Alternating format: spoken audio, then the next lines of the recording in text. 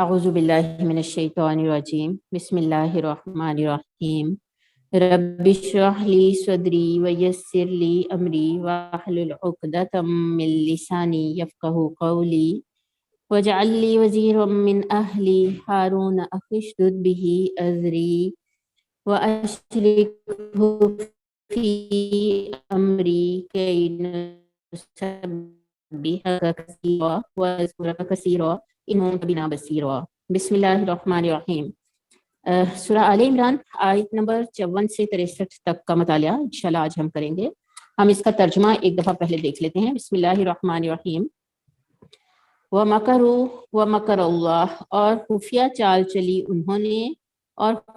خفیہ چال چلی اللہ تعالیٰ نے۔ وَاللَّهُ خَيْرُ الْمَاكِرِينَ، اور اللہ سب سے بہتر چال چلنے والا ہے۔ اذ قال اللہ، جب کہا اللہ نے،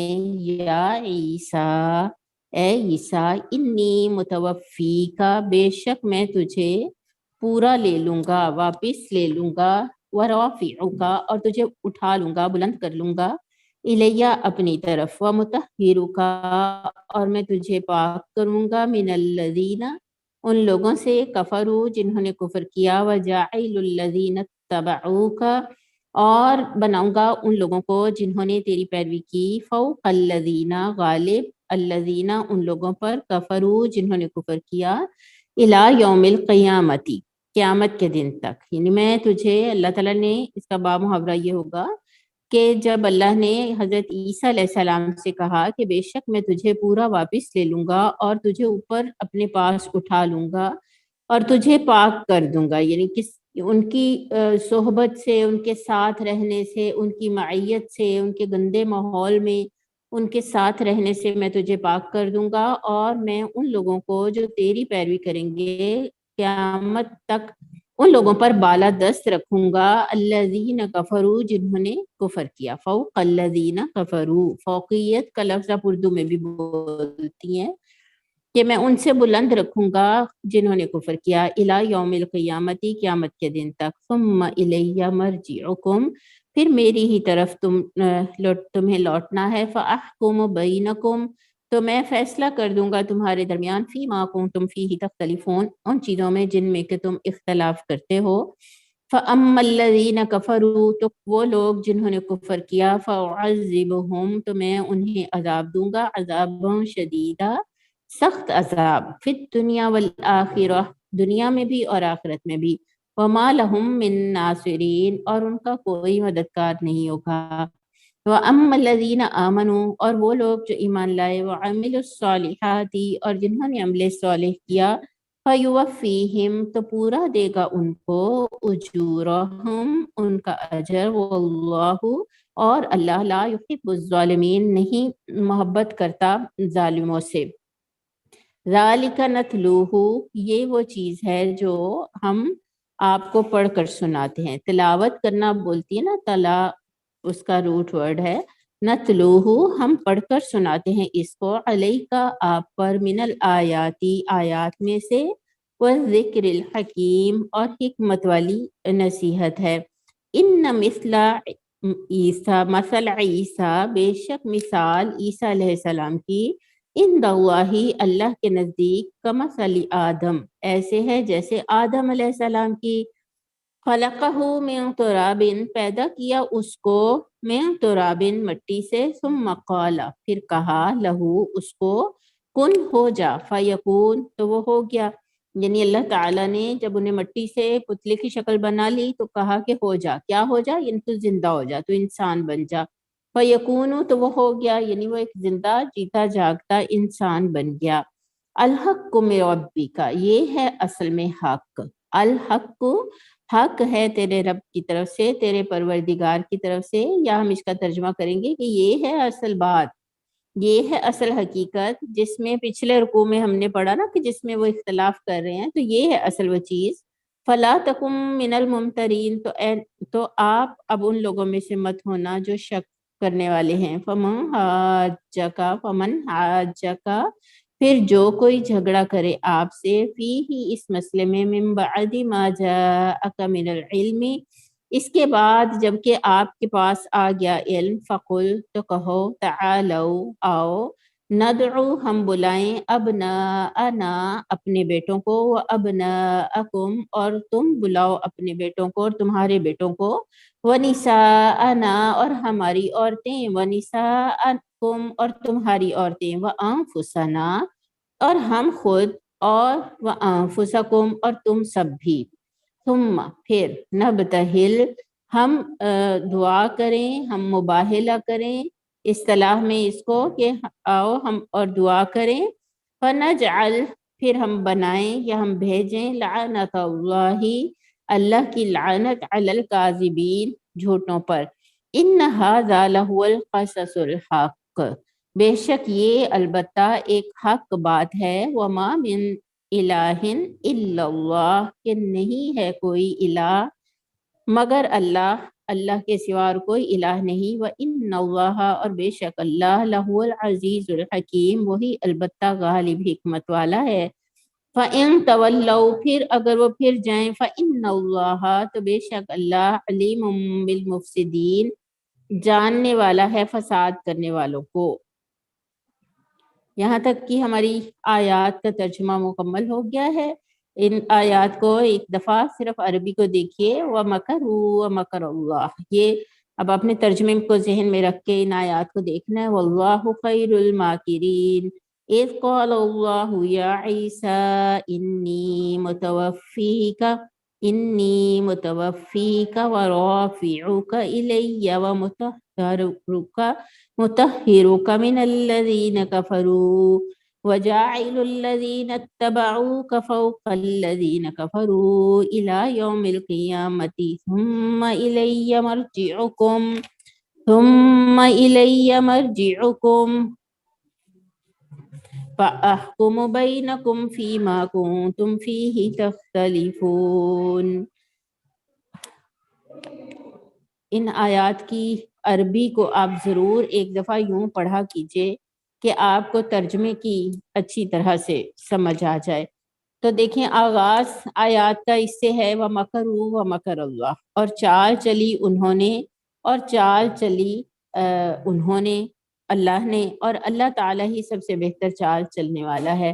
کیونکہ حضرت عیسیٰ علیہ السلام کو اللہ تعالیٰ نے پیدا کیا ایک معجزے کے ذریعے سے، اور پھر جب وہ ان میں بڑے ہو گئے اور انہوں نے اللہ کے دین کی دعوت دینی شروع کی، اور اللہ کے دین کی دعوت دیتے ہوئے جب جو ہے وہ عیسیٰ علیہ السلام کی مخالفت شدید ہو گئی، اور ان کے جو لوگ تھے وہ ان کو مارنے پہ قتل کرنے پہ آ گئے، تو انہوں نے ان سے سوال کیا، اپنے ساتھیوں کو جمع کیا اور ان سے سوال کیا من انصاری الی اللہ، کون ہے اللہ کی طرف بلانے میں میرا مددگار؟ تو حواریوں نے کہا کہ ہم اللہ کے، ہم ہیں اللہ کے مددگار، ہم ایمان لے اللہ پر اور گواہی دینا کہ ہم مسلمانوں میں سے ہیں۔ اور انہوں نے دعا بھی یہی کی تھی کہ ربنا آمنا بما انزلت واتبعنا الرسول فاکتبنا مع الشاہدین، یہ دعا دی تھی نا پچھلے ہفتے، ہم نے پچھلی آیات کے مطالعے میں ہم نے اس دعا کو ٹارگٹ کیا تھا نا کہ ہم اس کو یاد کریں گے، اور ہم یہ دیکھیں گے کہ ہمارا وہ کون سا موقع ہوتا ہے جب ہم اللہ کی رضا کے لیے یہ گواہی دینے کے لیے کھڑے ہوتے ہیں۔ تو ان کے جو حواری تھے نا، اب وہ گواہی دینے کے لیے کھڑے ہو گئے، تو جو بنی اسرائیل تھے، اب یہ تھوڑا سا جو یہاں سے ہسٹری کا ایک جو پہلو ہے نا، اس کو ضرور آپ دیکھ لیے کہ جو یہود کے علماء تھے وہ چونکہ حضرت عیسیٰ علیہ السلام دیکھیں انہی میں آئے تھے، ابھی کوئی عیسائیت نہیں ہے، ذہن میں یہ حاضر کر لیں گے باتیں، اس چیز کو سمجھ لیں کہ ابھی دنیا میں کوئی عیسائیت نہیں ہے، عیسیٰ علیہ السلام جو ہے وہ بنی اسرائیل ہی میں سے ایک اور نبی آئے ہیں، لیکن اب یہ نبی آ کے تو ان کو یہ بتا رہے ہیں کہ آپ لوگ یہ کام غلط کرتے ہو، یہ غلط کرتے ہو، ان کی برائیوں کو برا کہہ رہے ہیں، انہیں اچھائیوں کی طرف بلا رہے ہیں۔ تو جو ہمیشہ ہوتا ہے نا، دین ہر نبی جب آتا تھا تو دین بگڑ چکا ہوتا تھا نا، ختم ہو چکا ہوتا تھا، تو اب لوگ جو تھے وہ موسیٰ علیہ السلام کا ان کو دشمن قرار دینے لگ گئے، ان کے مخالف قرار دینے لگ گئے، اور لوگوں نے یہ کہا کہ آپ تو موسیٰ علیہ السلام کے دین پر ہی نہیں ہیں، یعنی عیسیٰ جو ہے وہ دیکھیں اللہ کی طرف سے موسیٰ ہی کا دین لے کر آئے تھے، لیکن لوگوں نے کہا کہ آپ تو موسیٰ کے دین پر ہی نہیں ہیں، اور آپ تو ان کے ساتھ گستاخی کر رہے ہیں، اور یعنی وہ معجزے دکھاتے تھے، اب دیکھیں ان کو وہ سب اللہ کی جو نشانیاں ان کو دی گئی تھیں کہ وہ پرندے کی صورت بناتے تھے اور اسے زندہ کر دیتے تھے، برس اور کوڑی کے مریض کو وہ ٹھیک کرتے تھے، لیکن لوگوں نے کہا کہ یہ تو بس جادوگری ہے اور یہ تو شعبدہ بازی ہے، اور جو ان کی ایک شخصیت کا ایک جو چاہیے تھا کہ لوگ ان کے پیچھے اس کو سمجھتے، تو عام عوام کا تو یہ حال تھا کہ وہ ان کے پیچھے چل پڑی، اور اس کی اس معجزات اور اس شخصیت کا جو اثر تھا عیسیٰ علیہ السلام کا، لوگ اس کے پیچھے ہونے لگ گئے۔ لیکن اس وقت جو رومی حکومت تھی نا، اب دیکھیں یہ قرآن کو پڑھتے ہوئے نا یہ ایک بڑی زبردست بات ہے کہ جو قرآن ان چیزوں کو ضرور واضح کرتا ہے کہ اگر عیسیٰ علیہ السلام صرف ایک درویش ہوتے تو اس وقت کے جو زمانے کے لوگ تھے وہ کیوں مخالفت کرتے؟ اصل بات یہ تھی کہ وہ صرف درویش نہیں تھے، بلکہ وہ ایک رسول خدا تھے، اور اللہ کے جو رسول ہوتے ہیں نا وہ پہلے دن سے ہی اپنے سیاسی عزائم کے ساتھ ہی کھڑے ہوتے ہیں، جسے ہم آج کی اصطلاح میں اقامت دین بولتے ہیں۔ تو وہ یعنی وہ جو رومی حکومت تھی اور جو اتھارٹیز تھی نا اس زمانے کی، جو لوگ تھے، انہیں یہ لگا کہ یہ تو نبی ہماری مخالفت کر رہا ہے اور یہ تو ہمیں اصل میں جو ہے وہ ہٹانا چاہتا ہے، اور یہ تو دراصل اپنی ایک حکومت قائم کرنا چاہتا ہے۔ اور یہی وجہ ہے کہ عیسیٰ علیہ السلام کے ارد گرد آپ پہ ایسے ایسے الزامات لگائے گئے، آپ کو جو ہے وہ موسیٰ علیہ السلام کا دشمن قرار دیا گیا، اور یہ کہا گیا کہ یہ تو ایک نیا راستہ لے کے آیا، یہ تو ایک انوکھی ہی بات کرتا ہے، اور پھر وہ یہاں تک کہ ان کو انہوں نے مارنے کی لیے پورا ایک پلان بنا لیا اور کہا کہ وہ انہیں قتل کرنا چاہتے ہیں۔ تو جو ان کے ساتھی تھے نا عیسیٰ علیہ السلام کے، انہوں نے کہا کہ جب انہوں نے پوچھا کہ من انصاری اللہ، تو انہوں نے کہا نحن انصار اللہ، ہم ہیں اللہ کے مددگار۔ تو اس وجہ سے ہی تھا کہ وہ ان کی جگہ پہ وہ سب کام کریں گے اور ان کے ساتھ رہیں گے۔ مگر اللہ تعالیٰ اس جو آیت کا آغاز جہاں سے لے رہے ہیں نا وہ کیا ہے، وہ یہ ہے کہ چال چلی انہوں نے اور چال چلی اللہ تعالیٰ نے۔ تو اللہ تعالیٰ نے کیا چال چلی؟ اللہ تعالیٰ کہتے ہیں اذ قال اللہ یا عیسیٰ، جب کہا اللہ تعالیٰ نے عیسیٰ انی متوفیکا ورافعکا، کہ میں تجھے اٹھانے والا ہوں اپنی طرف اور میں تجھے فوت کرنے والا ہوں۔ اب یہاں دیکھیں لفظی ترجمہ متوفیکا کا جو لفظ ہے نا، اصل میں اسی کے اندر یہ کلیرٹی شامل ہے کہ عیسیٰ علیہ السلام جو ہے وہ ان کو اللہ تعالیٰ زندہ آسمانوں پر اٹھا لے گا۔ کس طرح سے کہ یہ جو لفظ ہے نا یہ توفا ہے اصل میں، اسی سے یہ متوفی کا بنانا، تو اس کے اصل معنی جو ہیں وہ لینے اور وصول کرنے کے ہیں، واپس لے لینے اور وصول کرنے کے ہیں۔ یعنی اس لفظ کا جو مجازی استعمال ہے، نہ کہ یہ اس کا یہ مجازی استعمال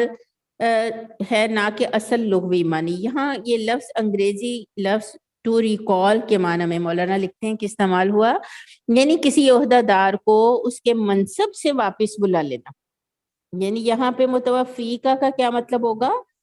کہ چونکہ بنی اسرائیل صدیوں سے نافرمانیاں کر رہے ہیں، بار بار کی تنبیہوں اور فہمائشوں کے باوجود ان کی قومی جو روش ہے وہ بگڑتی چلی جا رہی ہے۔ کتنے انہوں نے نبیوں کو قتل کیا، جو کوئی بھی انہیں برائی سے روکنے کھڑا ہوتا تھا، جیسے مولانا لکھ رہے ہیں کہ حضرت عیسیٰ اور حضرت یحییٰ تھے اللہ کی طرف سے تھے، کھلی کھلی نشانیاں دکھا رہے تھے، لوگوں کو ان کی صداقت اور سچائی کا یقین ہونا چاہیے تھا، اور ایسا نہیں ہوا، اور لوگوں نے پھر ان کی جو ہے وہ سب اتنا عظیم اللہ کا پیغمبر ہو، اور ایک رقاصہ کی فرمائش پر جو اس وقت کا حکمران تھا، رومی سلطنت جو تھی، اس نے ان کو جو ہے وہ ایک رقاصہ کی فرمائش پر اس کا سر دیا، اور ان کے علماء اور فقہاء علیہ السلام بھی روم سلطنت سے سزائے موت دلوانے کی کوشش کی۔ تو اب یہ یہاں پہ جو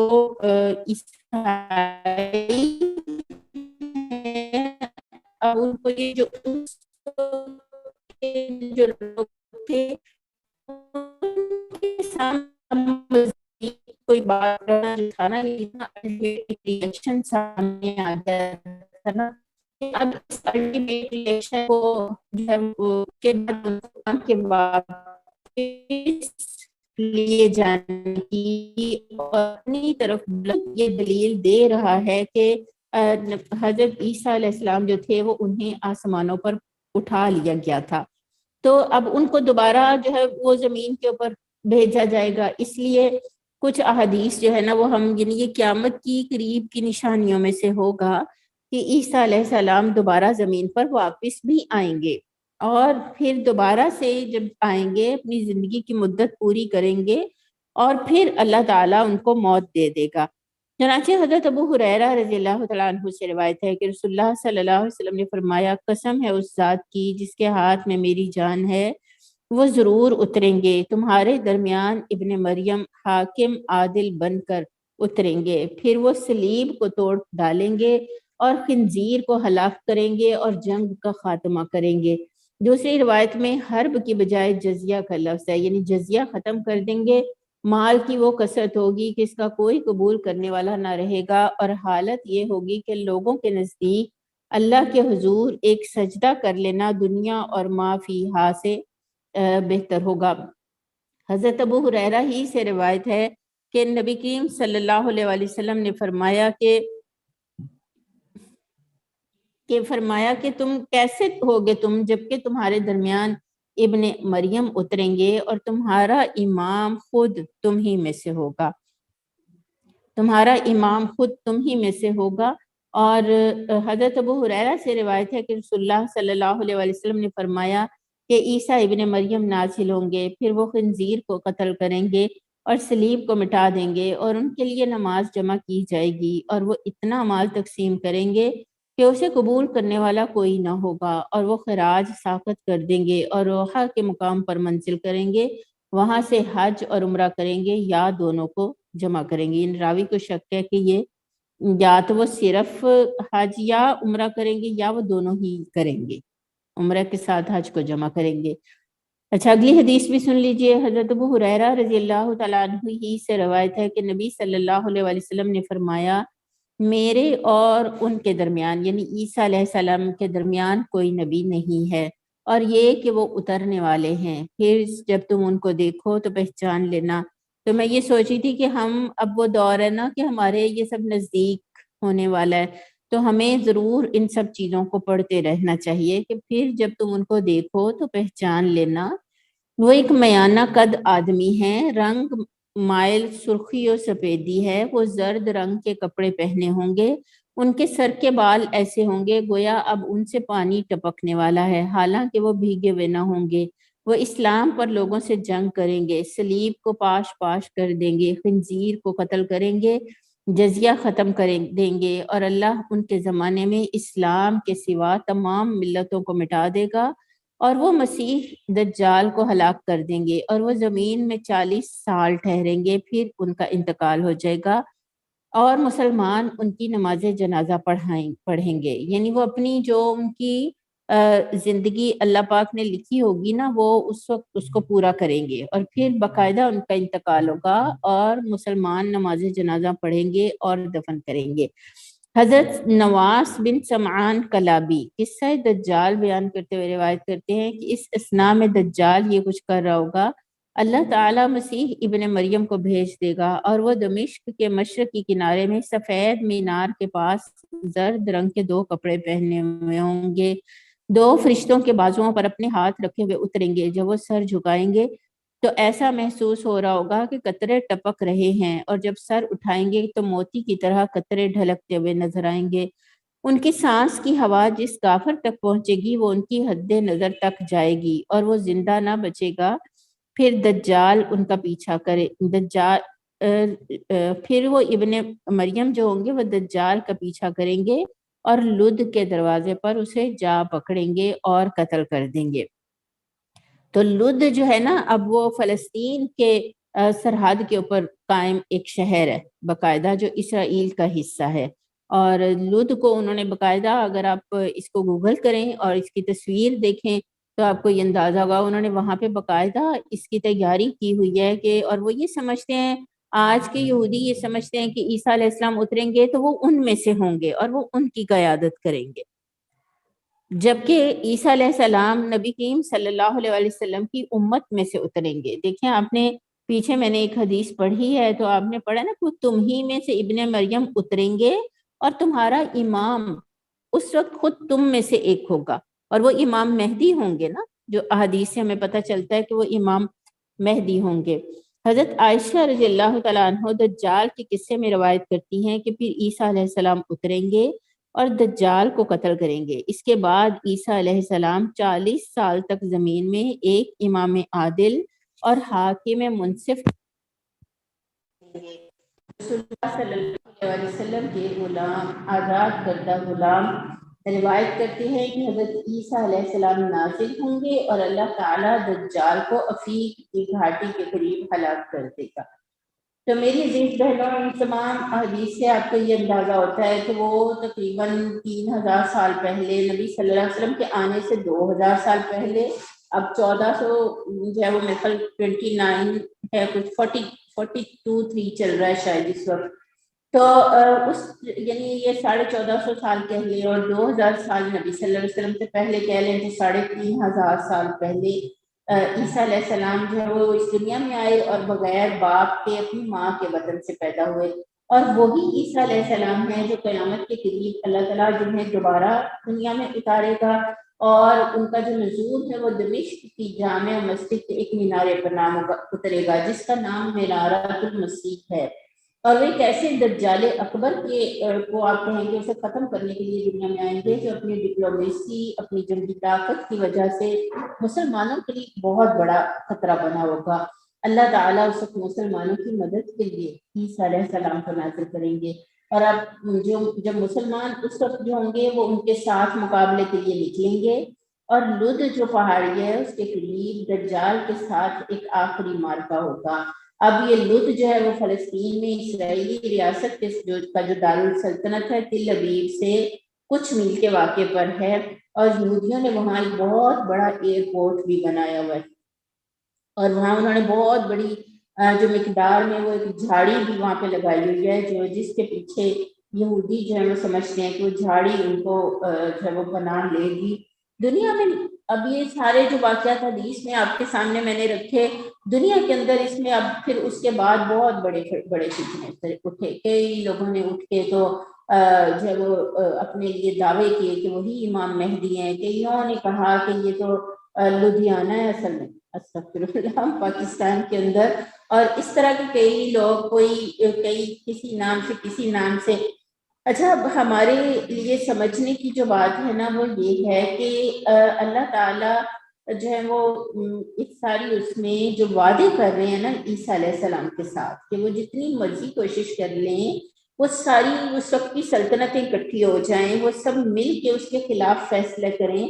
تو ایک تو اللہ تعالیٰ نے جو اس وقت کے مسلمان تھے جو ان کو جو 2-3 چیزوں کا جو جواب دیا نا یہاں پہ کہ حضرت عیسیٰ علیہ السلام کی جو پیدا ہونے کے بارے میں جو کانسیپٹ سے وہ اپنی طبعی عمر گزاریں گے، اور پھر وہ باقاعدہ امت مسلمہ کے ایک فرد کی حیثیت سے نبی کریم مشترک ہو گیا ان پر یہ واقعہ کہ کیسے آسمان پر دیکھ کہاں یہ ہوا، ایکچولی یہ سب انسیڈنٹ جو تھا یہ کس جگہ ہوا کہ اللہ تعالیٰ نے عیسیٰ علیہ السلام کی بجائے وہاں پہ کوئی اور آدمی تھا کہیں راستے میں بدل دیا، کہیں جب وہ انہوں نے جا کے اس کو پھانسی چڑھائی وہاں پہ بدل دیا، واللہ عالم کہ کب اللہ تعالیٰ نے کیسے کیا کہ وہ شخص جو تھا وہ وہاں پہ کوئی اور تھا جس کو انہوں نے پھانسی دی، مگر اللہ کے پاس کوئی اور چلا گیا نا، تو اللہ کے پاس تو عیسیٰ علیہ السلام چلے گئے۔ تو یہ جو آسمان کی طرف اٹھایا جانا، ان کی آنکھوں میں دھول جھونک کے ان کے درمیان سے اللہ لے گیا، تو اللہ تعالیٰ نے وہاں پہ ان کو جو ہے وہ پورا ایک بے بسی کی پورا ایک میسج ان کو دیا کہ تم جو چالیں چل سکتے ہو چلو، اللہ تعالیٰ جو ہے وہ تمہیں پاک بھی کرے گا۔ ان لوگوں کے ماحول میں جو اہل ایمان ہوتے ہیں نا وہ ایمان والوں میں خوش ہوتے ہیں، ہے نا۔ اللہ نے کہا کہ کیا کرے گا اللہ تعالیٰ، مطہرک من الذین کفروا وجاعل الذین تبعوک، اور وہ تمہیں پورا اوپر اٹھا لے گا اور پاک کرے گا ان لوگوں سے جنہوں نے کفر کیا۔ تو جو عقیدہ کفر پر جو لوگ ہوتے ہیں نا، جو پیچھے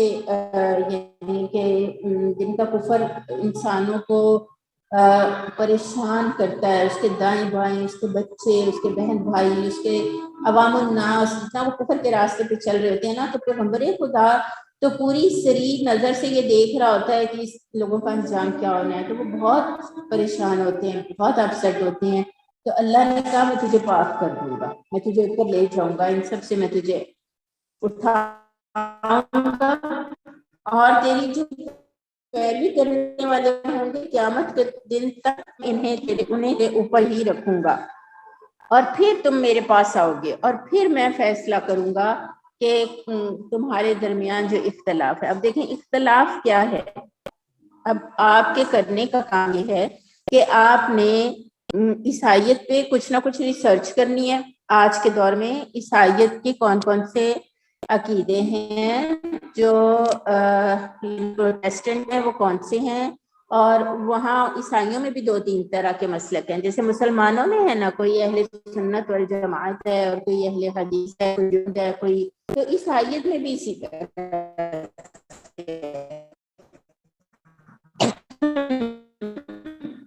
تو آپ لوگ کرنا ہے جو کافر ہوں گے نا، میں ان کو بہت سخت عذاب دوں گا دنیا میں بھی اور آخرت میں بھی. اور وما لهم من ناصرین، اور ان کے لیے کوئی مدد کرنے والا نہیں ہوگا. واما الذین آمنوا، اور وہ جو ایمان لائے اور عمل صالح کیا، ان کو میں پورا پورا بدلہ دوں گا. اور واللہ لا يحب الظالمین، اور اللہ تعالیٰ ظالموں کو پسند سے محبت نہیں کرتا. ذالک نتلوہ علیک، یہ ہے وہ بات جس کو ہم آپ کے سامنے بیان کر رہے ہیں، اور یہ ذکر حکیم کی آیات ہیں. ان مثل عیسی عند اللہ کمثل آدم، بے شک مثال عیسیٰ علیہ السلام کی اللہ کے نزدیک ایسے ہے جیسے آدم علیہ السلام کی مثال. خلقہ من تراب، اس نے اسے پیدا کیا مٹی سے، پھر اس کو کہا ہو جا تو وہ ہو گیا. اب دیکھیں ان کی پیدائش کے بارے میں عیسائیوں نے مبالغہ کیا نا، اور ان کو اللہ تعالیٰ ہی کی ایک روح قرار دیا. تو اللہ تعالیٰ یہ بتا رہے ہیں کہ عیسائیوں کی جو مثال ہے نا، تم ذرا عقل سے تھوڑا سا تو سوچو. تو اگر تم آدم علیہ السلام کی پیدائش پر یقین کرتے ہو، اور تم یہ سمجھتے ہو کہ اللہ تعالیٰ نے انہیں مٹی سے ایک پتلے کی شکل بنایا، پھر اللہ نے کہا کہ ہو جا تو وہ ایک انسان جیتا جاگتا انسان بن گیا، تو اگر ذرا اپنی عقل تھوڑی سی استعمال کرو تو تم اپنے عقائد میں اس کو اچھی طرح سے سمجھ سکتے ہو. تو اللہ تعالیٰ نے جو ہے وہ کہا کہ ابن مریم، تو اس کا مطلب یعنی اللہ تعالیٰ نے صرف ابن مریم کہا ہے، ان کے باپ کا لفظ بھی استعمال نہیں کیا. تو اللہ تعالیٰ چاہے تو ماں کے پیٹ میں اپنے حکم سے کسی مرد کی کے صحبت کیے بغیر، کسی مرد کی کسی ہاتھ لگائے بغیر،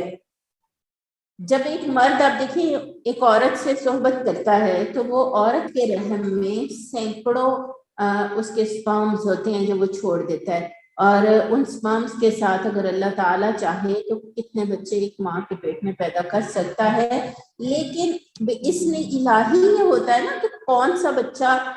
کس مرد کے کس سپرم اور عورت کے کس انڈے کے ساتھ مل کر تو وہ ایک بچہ بن سکتا ہے. تو اللہ تعالیٰ ہی نے بغیر کسی سپرم کے، بغیر کسی چیز کے، اللہ نے کہا کن کہ ہو جا تو پھر وہ ہو گیا، یعنی اللہ کے حکم سے یہ ہوا. اور یہی بات ہضم نہیں ہوئی، نہ اس زمانے کے انسانوں کو ہضم ہوئی اور نہ بعد والوں کو. اور انہوں نے عیسیٰ علیہ السلام کی ذات میں مبالغہ کیا کہ ضرور یہ بہت بڑی شخصیت ہیں، اور یہ تو ضرور یعنی مبالغے کی اس حد میں چلے گئے کہ انہیں ابن اللہ قرار دے دیا، اللہ کا بیٹا ہی قرار دے دیا. تو جب تم آدم علیہ السلام کے بارے میں سوچتے ہو کہ وہ بغیر اس کے پیدا ہوئے، تو اب تم عیسیٰ علیہ السلام کے بارے میں کیسے نہیں سوچ سکتے ہو؟ تو اب تم ایک غلط فہمی اپنی ٹھیک کرو، اور عیسیٰ علیہ السلام کو بھی اسی طرح اللہ کا بندہ مانو جیسا کہ دوسرے تمام اللہ کے بندے ہیں. اور یہی حق ہے تمہارے رب کی طرف سے، اور اب تم اس حق کے بارے میں کسی شک میں نہ پڑنا، یعنی بالکل تمہارے اندر اس کے اوپر ایک کلیئرٹی آ جانی چاہیے کہ اللہ ہی وہ ذات ہے جس نے انسانوں کو پیدا کیا،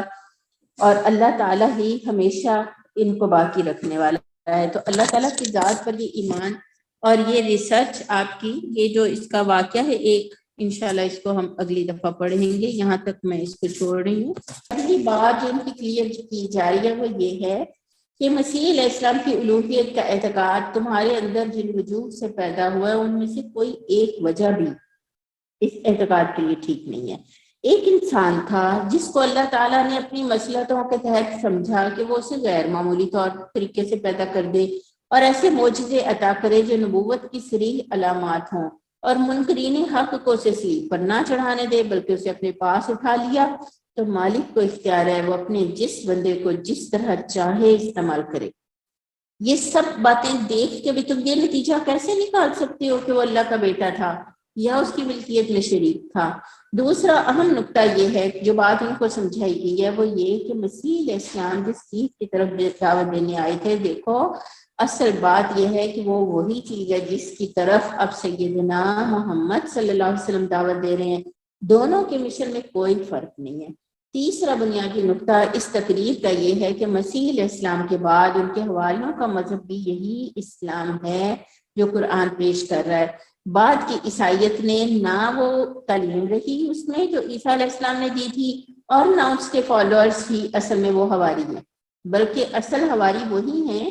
جو اس فیصلے کے اوپر تھا۔ تو یہ یہاں سے اب ایک واقعے کا حوالہ ہے کہ نجران سے ایک وفد جو تھا وہ نبی کریم صلی اللہ علیہ وسلم کے پاس آیا، اور یہ وفد جو ہے وہ یہ تحقیق کرنے آیا تھا نا، تو سیاق و سباق میں اس نجران کے اس وفد کی جو کلیئرٹی تھی، خود اللہ تعالیٰ نے جو دلائل دیے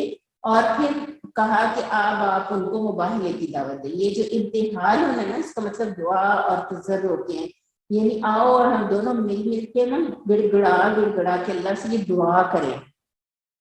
کہ جو بھی جھوٹا ہو نا ہم میں سے وہ لعنت ہو۔ تو اصل بات یہ ہے کہ نبی کریم صلی اللہ علیہ وسلم تو جو اس زمانے کا قاعدہ تھا نا، تو بنی نجران کے وفد کو مباہلے کی دعوت دینے کے بعد جو ٹائم سیٹ ہوا تھا اس پر اپنے نواسوں حضرت حسن اور حسین، اپنی بیٹی حضرت فاطمہ الزہرا، یہ طریقہ تھا اس وقت کا کہ اپنے خاندان کو لے کے آتے تھے نا، اور اپنے داماد حضرت علی کو لے کر وہاں پر آ گئے اور کہا کہ آؤ اب اس میدان میں آؤ، جو تمہارے جو بھی قریبی عزیز تمہیں دستیاب ہے وہ آ جاؤ، اور اس معاملے میں دیکھو ہم تو اپنا سب کچھ داؤ پہ لگائیں گے، اگر تم اپنے آپ کو حق پہ سمجھتے ہو تو تم بھی آ جاؤ۔ یہ طریقہ کار یہ تھا کہ انسان اپنی اولاد اور اپنے خاندان کو سب سے عزیز سمجھتا ہے نا، اور ان کو کسی مصیبت میں ڈالنے کے لیے تیار نہیں ہوتا، اور اپنے رشتوں کو، اپنے بچوں کو، اپنی بیوی کو، ان رشتوں کو کبھی بھی اس پہ ڈالنے کے تیار نہیں ہوتا۔ تو نبی کریم صلی اللہ علیہ وسلم تو اپنے خاندان کو سب کو لے کے آ گئے، لیکن وہ جو نجران کا وفد تھا نا، ان کے مذہبی جو سربراہ تھا، ان کا جو لیڈر تھا، اس نے نبی کریم صلی اللہ علیہ وسلم کو دیکھا تو اس نے اپنے ساتھی سے جا کے کہا کہ اتنا نورانی چہرہ ہے، اب ایسے شخص کو دیکھ لینے کے بعد دیکھو تم کبھی اس سے مباہلہ نہ کرنا ورنہ تمہارا نام و نشان تک مٹ جائے گا۔ چنانچہ انہوں نے نبی کریم صلی اللہ علیہ وسلم سے مہلت مانگی، دوسرے دن جزیہ عطا کرنے کے لیے تیار ہو گئے اور صلح کر لی۔ یہ جو واقعہ تھا نا یہ 10 ہجری میں پیش آیا تھا، یعنی مدینہ کے 10ویں سال، جس نے اب چونکہ آگے چل کے دیکھیں غزوہ تبوک اور یہ سب ہونے تھے، تو نبی کریم صلی اللہ علیہ وسلم کے اس واقعے کی بڑی ایک شہرت ہوئی، بہت دنیا میں پھیلایا یہ بات، اللہ نے اس کو ایک بہت ایڈورٹائز کیا کہ عیسائیوں کا جو غلط عقیدہ ہے اس کی کوئی بنیاد نہیں ہے۔ نبی کریم صلی اللہ علیہ وسلم جو ہے وہ اپنے دعویٰ نبوت میں بالکل سچے اور پکے ہیں، اور آپ صلی اللہ علیہ وسلم نے اس موقع پہ یہ فرمایا بھی، یہ حدیث آپ دیکھ لیں کہ اگر یہ لوگ مباہلے کے لیے تیار ہو جاتے تو اللہ تعالیٰ اپنے دین کی حقانیت ثابت کر دیتا اور ان کے گھروں پر آگ کے انگارے برستے۔ یعنی اس سب کے نتیجے میں وہ چونکہ وہ یہ سب جانتے تھے کہ آپ ان سب کو لے کر آئے ہیں اپنی بیٹی کو، اور بیٹی آپ کی صرف ایک تھی ہی ایک، اگر اس وقت تک دوسری حیات ہوتی تو وہ بھی شامل ہوتی مباہلے میں، لیکن اس وقت تک آپ کی بیٹی ایک ہی حیات تھی، باقی وصال پا چکی تھی نا۔ تو یعنی اس سے یہ پتہ چلتا ہے کہ حضرت نبی کریم صلی اللہ علیہ وسلم کی بیٹیاں بھی اس سے پہلے انتقال کر چکی تھیں، اور اس وقت تک وہ ایک ہی بیٹی تھی جو آپ کے ساتھ آئی، تو وہ اس مقابلے پر نہیں آئے۔ ان ھذا لھو القصص الحق، یہ ہے بالکل سچی بات، وما من الہ الا اللہ، اور اللہ کے سوا کوئی الہ نہیں، وَإِنَّ اللَّهَ لَهُوَ الْعَزِيزُ الْحَكِيمُ، اور اللہ تعالیٰ غالب حکمت والا ہے۔ فَإِن تَوَلَّوْا تو اگر تم پھر گئے فَإِنَّ اللَّهَ عَلِيمٌ بِالْمُفْسِدِينَ تو بے شک اللہ تعالی علم رکھنے والا ہے، اللہ جانتا ہے فساد برپا کرنے والوں کو۔ تو یہ ایک بہت اہم آیات تھی۔ آپ کے کرنے کا کام یہ ہے کہ آپ نے عیسائیت کے اوپر سرچ کرنی ہے، جو بھی میٹیریل ملے گا عیسائیوں کے بیسک اس وقت جو دور حاضر کے جو عیسائی ہیں ان کی کانسیپٹس کیا ہیں، جو جیزس ان کے ہاں کہا جاتا ہے ان کے بارے میں وہ کیا سمجھتے ہیں۔ تو یہ انشاءاللہ آج آپ نے اس کو سرچ کرنا ہے، اس کو اپنے اس میں شیئر کرنا ہے، اور تاکہ اللہ تعالیٰ جب ہم کمپیریٹیو اسٹڈی کرتے ہیں نا میری بہنوں، تو ہماری جو شرح صدر ہے وہ ہمارے اپنے دین کے اوپر بہت اچھی بنتی ہے۔ اور ہمیں اللہ کے ہاں یہ سب جب میں پڑھتی ہوں نا، اور خاص طور پر جب آپ عیسائیت کو پڑھیں گی تو آپ اللہ کے آگے دل کرتا ہے کہ ہم سجدے میں سر نہ اٹھائیں، یا اللہ تو نے ہمیں اتنا سچا دین دیا، تو نے ہمیں اتنے دین حق اور دین مبین کے ساتھ جوڑا، اللہ تیرا شکر، الحمدللہ رب العالمین۔ اور جو دعا ہے نا کہ اے اللہ تو مجھے اللہم ارنا الحق حقا وارزقنا اتباعہ، اے اللہ مجھے حق کو حق دیکھنے اور اس کی پیروی کرنے کی توفیق عطا فرما، اللہم ارزقنا نہ باطلا، اور باطل دکھا، اور مجتنابہ اور اس سے بچنے کی توفیق عطا فرما، باطل کو باطل ہی دکھا اور اس سے بچنے کی توفیق عطا فرما۔ اگر میں دعا میں تھوڑی سی کمی کر رہی ہوں تو یہ سلائیڈ کے اوپر آپ کے سامنے دعا بھی موجود ہے، اس کو آپ دیکھ لیں، اور یہ دعا آپ نے کثرت سے پڑھنی ہے۔ اور عیسائیت کے اوپر ریسرچ اس لیے کہ اللہ نے آپ کو مسلم بنایا، آپ کو مسلم خاندان دیا، مسلم نام دیا، تو اسلام کی قدر کر سکیں، اسلام کی ویلیو کو جان کر اسلام کے اوپر پورے یقین کے ساتھ چل سکیں۔ جزاک اللہ خیرن، احسن الجزاء فی الدارین۔ السلام علیکم ورحمۃ اللہ وبرکاتہ۔